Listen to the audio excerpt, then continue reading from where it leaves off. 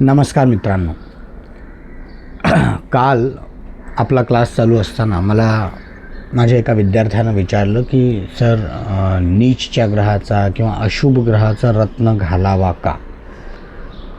बघा मित्रांनो, याचं उत्तर एका शब्दात सांगायचं झालं तर घालू नये.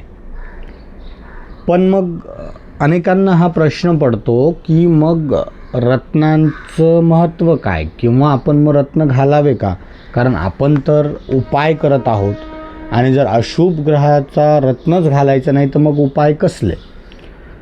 आता याच्यामध्ये एक मत, मी ह्या एका पैलूलाच घेऊन फक्त बोलत आहे, परंतु या रिलेटेड अनेक पैलू मग तुम्हाला लक्षात येतील. आपण असं मानतो की एखादा ग्रह कुंडलीमध्ये खराब आहे, याचा अर्थ जन्माच्या वेळेपासून तो खराब आहे. याचाच अर्थ आपल्या मागच्या जन्मी केलेल्या कर्मांचे ते फळं भोगण्यासाठी तो ग्रह इथे खराब झालेला आहे असं आपण मानतो, त्यामुळेच तो खराब आला आहे. किंवा एखादा ग्रह चांगला आहे तर मागच्या जन्मात केलेल्या चांगल्या कर्मांचे फळं आज मिळण्यासाठी तो चांगला आलेला आहे, राईट.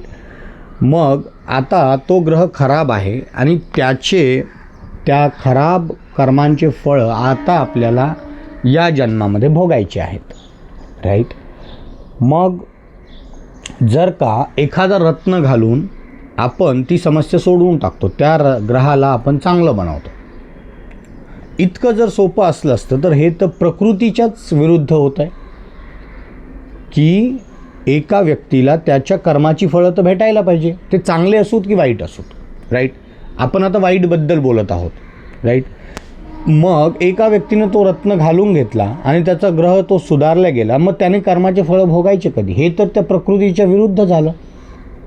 म्हणजे आपण समाजामध्ये असा मेसेज देतोय का की कोणी कसंही वागा, काहीही करा आणि नंतर एक रत्न घालून घ्या, तुमचे सर्व उपाय, सर्व फलश्रुती, सर्व काही तुम्हाला मिळेल.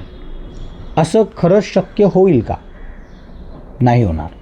आणि मला असं वाटतं आता तुम्हीसुद्धा या गोष्टीशी कनेक्ट करू शकत असतात, राईट. रत्न हे 5 तत्वांचं आपल्या बॅलन्स करतात. अर्थातच या सर्वांसाठीच आपण घेऊन येत आहोत एक 3 दिवसाचा स्पेशल रेमेडी क्लास, राईट. 3 तारीख, 4 तारीख आणि 5, 3, 4, 5 एप्रिल दररोज संध्याकाळी 8 वाजता आपण भेटणार आहोत. असेच तर्कसंगत प्रश्न आपण तिथे सोडवणार आहोत. नेमकं मंत्रांचं काय सायन्स आहे, नेमकं रत्नांचं काय सायन्स आहे, टोटके जे केले जातात त्यांचं काय सायन्स आहे, आणि हे सर्व करायचं कसं, ओरिजिनल रत्न कसा ओळखायचा, राईट.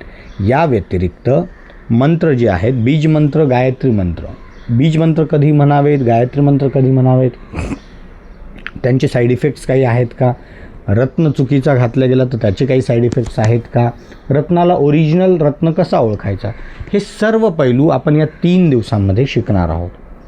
आणि अगदी मिनिमम फीसवर आपण हा कोर्स ठेवलेला आहे. फक्त 1500 रुपयांची त्याची फीस आहे. तुम्ही जर इच्छुक असताल तर आम्ही खाली तुम्हाला एका व्हॉट्सॲप ग्रुपची लिंक देत आहोत. त्या लिंकवरती तुम्ही जॉईन व्हा आणि तिथे तुमचा अभिप्राय कळवा की मला हा कोर्स जॉईन करायचा आहे, किंवा तुम्ही चॅटमध्ये लिहिलं तरी चालेल. माझी टीम तुमच्याशी कॉन्टॅक्ट करेन.